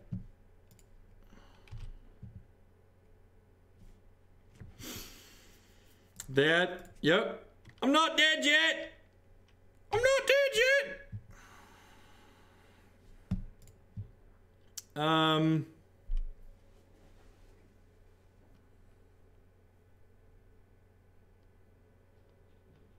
They have 0 cards. What if I attack with both of these? And then I can chump block this here. And then next turn I can draw Evolution or... I think I want to attack with both of these. Because I don't really want to block here. Yeah, I'm just going to swing with both of these and then jump with the bird.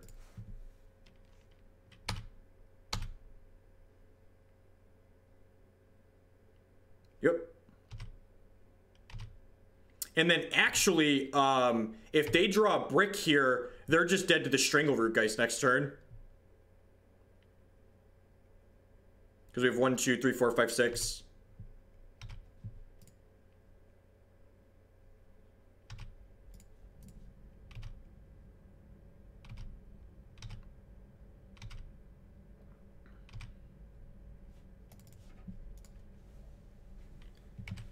Beep, beep. Sweet. Sweet. Is it coming?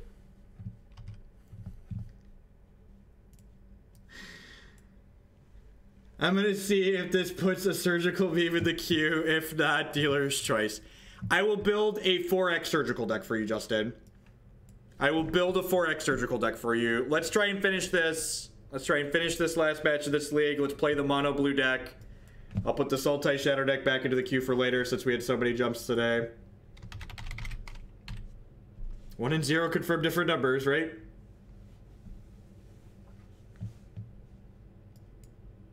All right.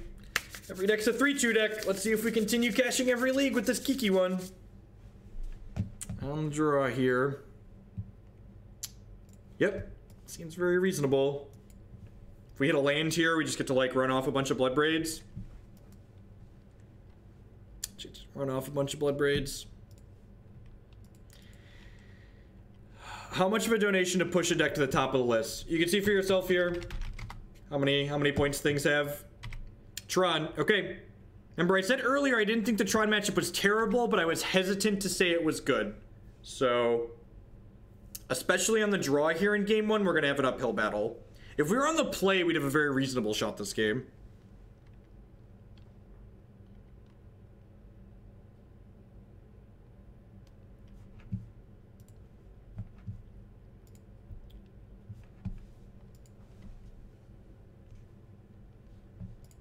Sweet, they're not going to have Tron until turn 4. That's really good for us. I'm going to get Breeding Pool here, I think, just so I can guaranteed cast this Krasis. Actually, we could potentially just, like, race them to combo with Evolution Bloodbraid, right? Yeah, we could potentially race them here. It's not bad, Tron. Yep. All right, we need lands. We need a land off of this, and we need a land on top of our deck. We need 2 lands on top, ideally. Ding. Ding. Come on. Come on. Have I told you I love you today? Thank you for not letting my memes be dreams. Thank you for the bits and the donations, Justin. I don't think I'm supposed to bolt here. Revealed Ugin. Gross. I might need this bolt to finish an Ugin, right?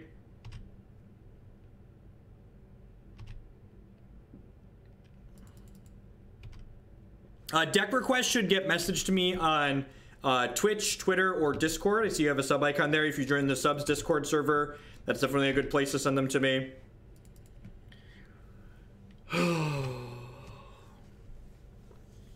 Maybe they don't have the Tron land, chat. Maybe they don't have the Tron land. Maybe they don't have the Tron land. Maybe I'm living in a fantasy world. Maybe they don't have the Tron land. Really needed to hit runner lands there. We only hit one of them. Anyone who's read this book before knows how this turn goes. Yep. Super hyped for the owl suit. It will truly be a hoot. Hey, Zalgatha, thank you and welcome. I appreciate that. Half a year. Welcome, welcome, welcome back. They can pretend harder that they don't have it, right? If they -2 here and we hit a land into a 2-power haste creature, we can kill this. And we bricked on a land, so we're probably dead. I guess we can end, if they have nothing, we can end step Bounding Krasis, untap land, Bloodbraid Elf, and potentially kill the Ugin. I didn't flash in the Krasis because I wanted my opponent to minus the Ugin.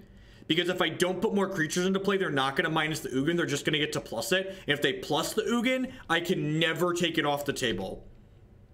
Whereas this way, there are lines that end up with me being able to take the Ugin off the table.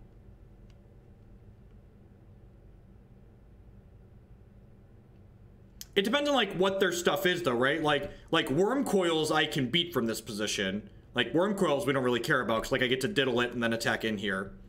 But like if it's like Karns, like this is great.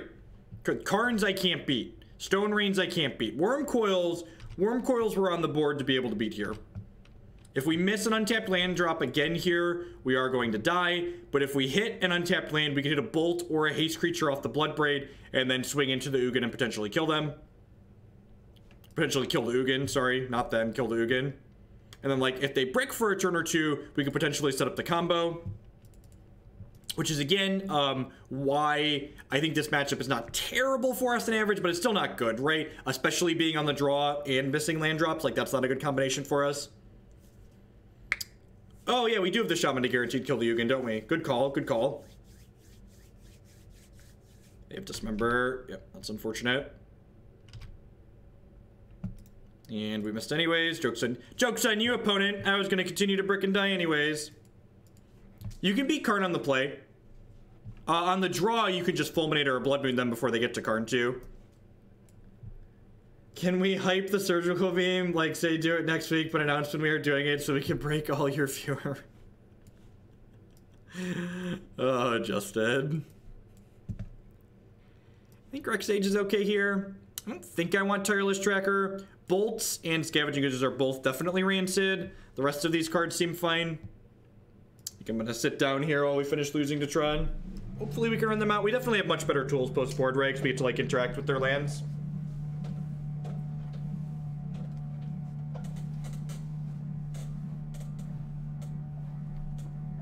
Oh. Hope everyone enjoyed the ride down there.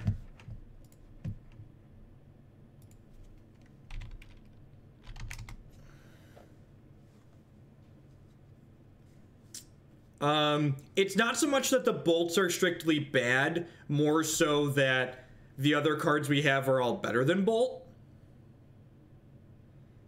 Like, I don't think any of the cards that are currently in my deck are worse than Lightning Bolt. Maybe you could argue Izzet Charm isn't very good. Buy that for $1. I buy that for $1. Izzet Charm's kind of slow and clunky. I did end up getting a new chair track, so I ended up going with this. No, Scab-Clan is very good. Scab-Clan allows us to clock our opponent very quickly. Abrade is narrow and awkward. It's basically only good against Oblivion Stone and only when they don't have Tron. And if they don't have Tron, Scab-Clan Berserker generally kills them before they can activate Oblivion Stone. Yeah, I like this deck a lot too. It scratches a lot of the itches that I'm interested in scratching. It plays an interesting dynamic game of Magic. It attacks from a lot of different angles. A lot of its games play out very differently, so it's got a lot of replayability behind it. Fulminator plus Kiki action, right? That's the dream, right? Fulminator plus Kiki is the dream against them.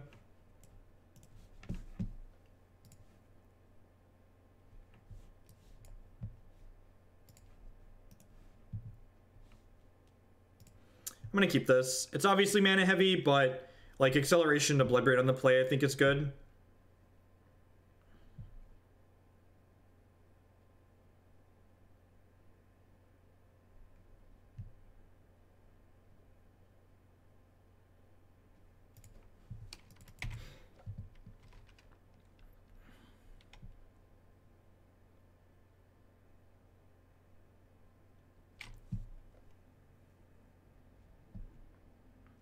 We're gonna just fetch a basic island here since we have Blood Moons in our deck. Hopefully there's about to be some land D hype. Here's hoping. Here's hoping for all the land D hype.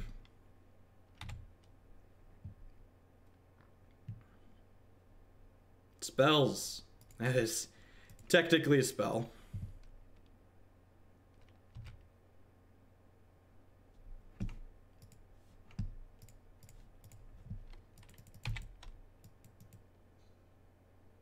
This deck's moderately cheap in terms of dollars, right? You can budget the Scalding Tarns. I'm actually not even sure that 2 Scalding Tarns are right. 1 might be optimal.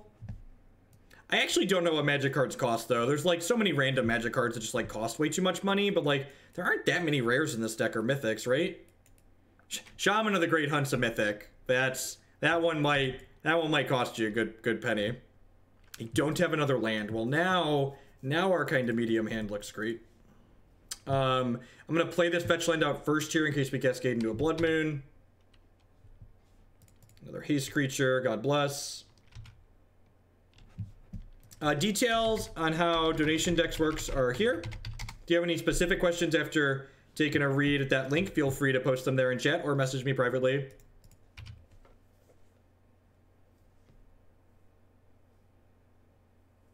Well, chat, it's a mythic, okay? And if reading about MTG Arena has taught me anything, it's that all mythics should cost the same, right? All mythics will cost you the same amount to craft.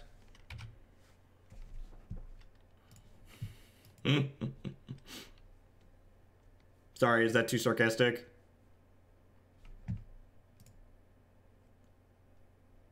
All right. Hopefully turn 4 Tron is going to be far too slow for them on the draw.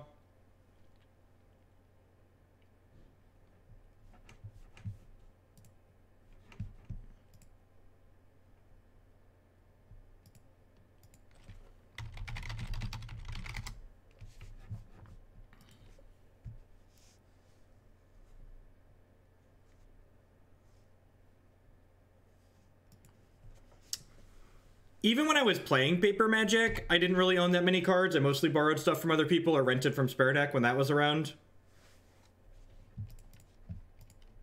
Fulminator Mage, Eldritch Evolution, Blood Moon, Strangleroot Geist, sure. Why not? Beep beep. Hop in my haste power creature Jeep. This is just a clean 8-ball down to 6. They go like land Wormcoil, we could be in trouble here. Our fair beatdowns definitely don't beat Wormcoils. Well, they tapped the wrong Tron land there, so that's very good for us. So the goal for the Shaman of the pack slot is so you can play Strangleroot Geist on 2, and then Eldritch Evolution it on 3, and get a 4-drop with haste to pressure your opponent. And I think Shaman of the Hunt is literally the best 4-drop in Modern for that purpose. For that express purpose, there is no card that is better than Shaman of the Hunt. Close seconds include Vengevine and Hazoret, but I don't think either of those cards... Wow, they actually get to live another turn here, huh? They're going to get to block here, kill this, take 1, 2, 3, 4. It also generates card advantage in longer games, yep. Opponent played this well. Hey, little diddle, the cat and the fiddle, the cock jumped over the moon. Diddle your thing, kill you.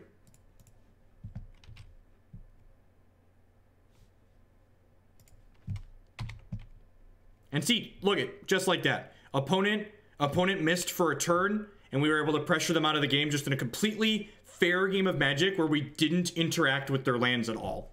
And we can actually keep up with some of their much better hands on the back of Fulminator Mages and Blood Moons, and just fast combos. thanks everyone for hanging out here tonight. We're going to go ahead and play this last game in this league. We're currently 2-2, so see if we can finish 3-2 in cash or not. And then we're going to fire up a really sweet mono blue deck that 5-0'd a competitive modern league. Seems pretty neat.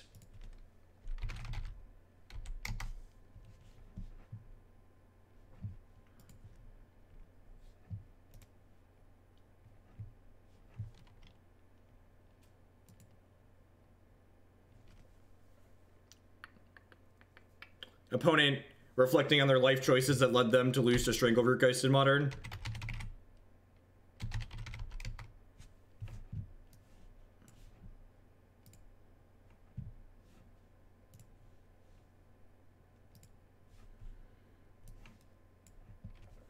What do I think this deck's worst matchups are? I genuinely don't know. Decks like this have the tools to be competitive in every single type of matchup, which is one of the appealing parts of playing them to me. I think this hand's just too slow. This lightning bolt just doesn't do anything. Like, turn 1 bird is great, but Izzet Charm is super flexible. We're not looking to just draw 2 cards. That's a removal spell. It's a counter spell against combo decks.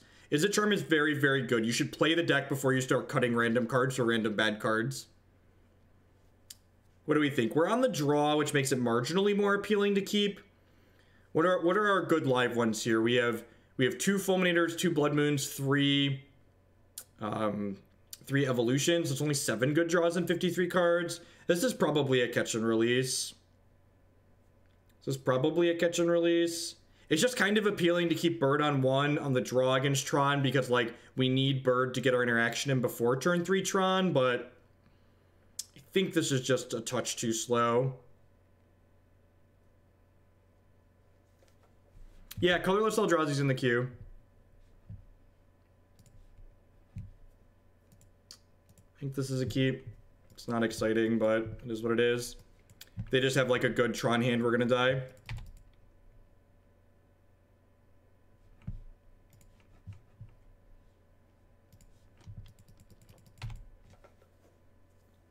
I don't know what Sphere Piles is. Okay, sweet. This is the type of hand we have a chance of beating, right? This is turn 4 Tron. This is not turn 3 Tron.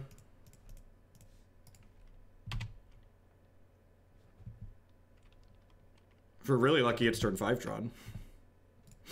It's not going to be turn 5 Tron. For those of you that haven't read the book before, it will not be turn 5 Tron. That being said, if it's not Ugin on 4, the Bloodbraid Elf plus the Bounding Krasis might be okay here.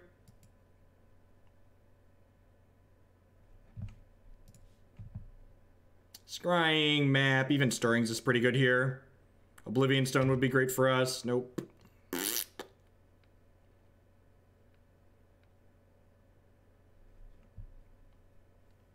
Bardic Immunity with the 1337 donation. I can't tell you how awesome your content is. It's been integral to my sanity since my fiance goes through chemo treatment. Use this money during the 12-hour stream to buy pizza, but only if there's owl puns. Of course there'll be owl puns. Come on now. Come on now, you've been here before. I actually have a website bookmarked that's all owl puns. We're gonna get in character for it there, using those. Oh yeah. Yeah, you're right. You're definitely right. I now know what you mean. So Krasis, unlike Pestermite and Deceiver Rexar, cannot tap lands. Otherwise, we would 10 out of 10 tap this Urza's Tower. So tapping Urza's Tower is not an option here, unfortunately.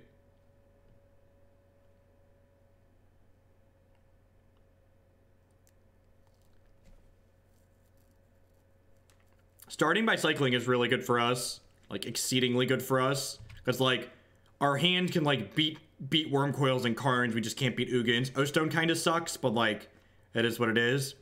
I wonder if these are supposed to just be Abrades. Nah, these are reach and they kill Karns.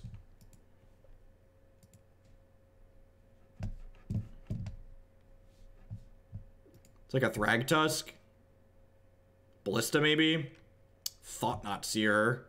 He did a little. I'm just gonna tap their thing, right?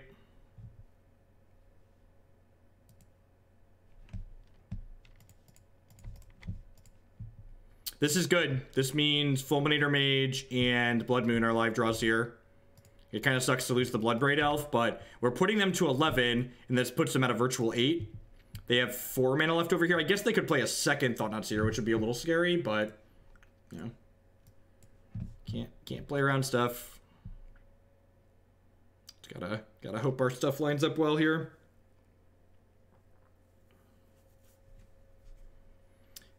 Weird sequencing that they opted to Thought-Knot Seer me before cycling the Chromatic Spheres. Maybe they're just not cycling them this turn. Yeah, maybe they're just saving them for next turn. That's weird, but, you know, teach their own. Bloodbraid or land interaction, please. Deal. All right.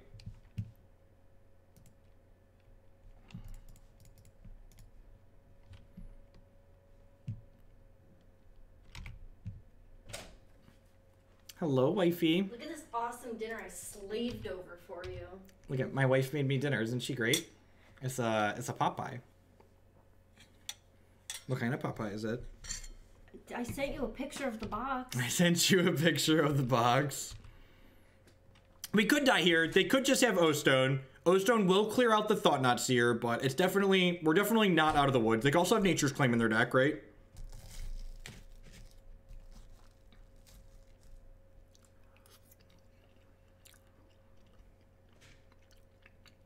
Yeah, what's going on, Mr. Lifeguard? My goal is to do long streams every Monday, Tuesday, and Wednesday moving forward between now and the end of the school year. Between now and the end of the school year. So between now and the beginning of May, I would like to do long streams every Monday through Wednesday. It's like 3 p.m. till about 10 p.m. So we're gonna go for we're gonna play one more league after this one.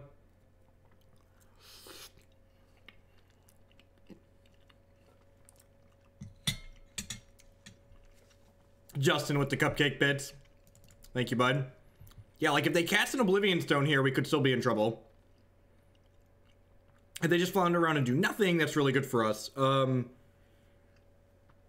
I think I'm just going to attack this in next turn, because if they block, I get to finish it with Lightning Bolt, which is pretty good for us.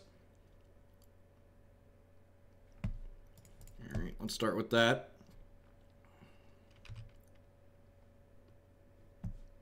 That's a good one for next turn.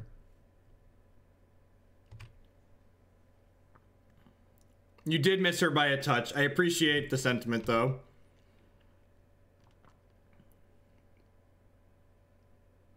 And, like, if they're not trading this for Strangleroot Geist plus a Bolt, then eventually I'm going to get to just, like, use the Bolt as reach, right?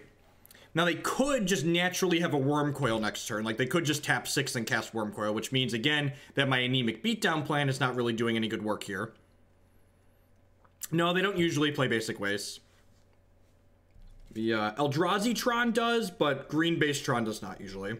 So need to dodge Wormcoil here, need to dodge O-Stone. They are only one land away from just casting Karn as well.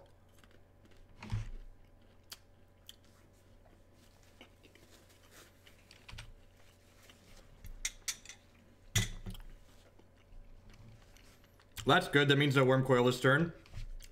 Hopefully opponent has a bunch of 8 mana things in their hand. I think we can actually beat Karn next turn.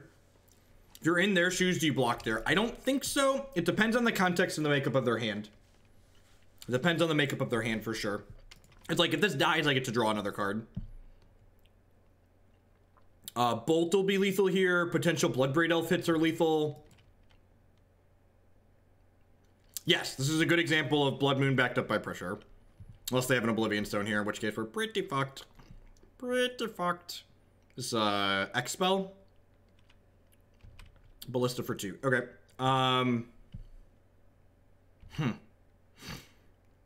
Is there anything in my deck that waiting to Lightning Bolt punishes me by drawing? I don't think so. Boarded in. Oh, I did board in Fulminators. Okay, yeah. I'm gonna bolt this now. Just gonna bolt the Walking Ballista. Because remember, if they kill this, it comes back bigger and angrier.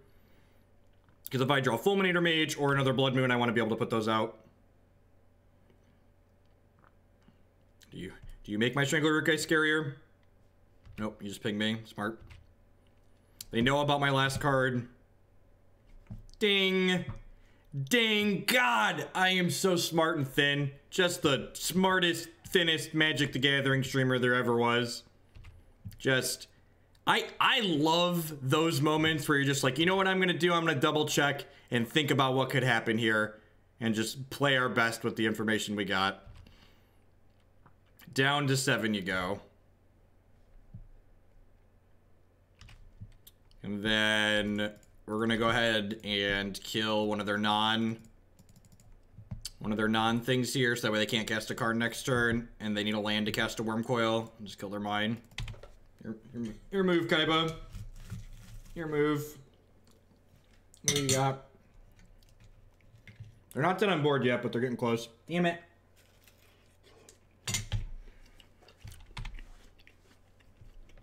Damn it.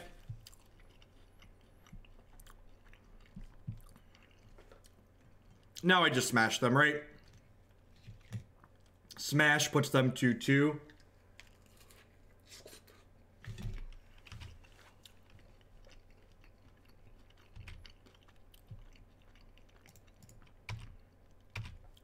Yeah. This puts them to 2. Karn's pretty bad for us next turn. But this makes Bolts and Bloodbraid Elves better. No, I just like that reference. I think it's funny.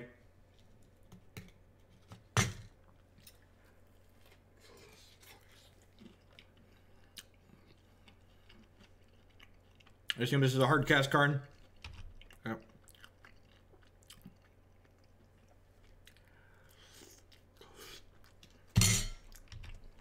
Alright. BBE bolts any haste creature. BBE bolts any haste creature.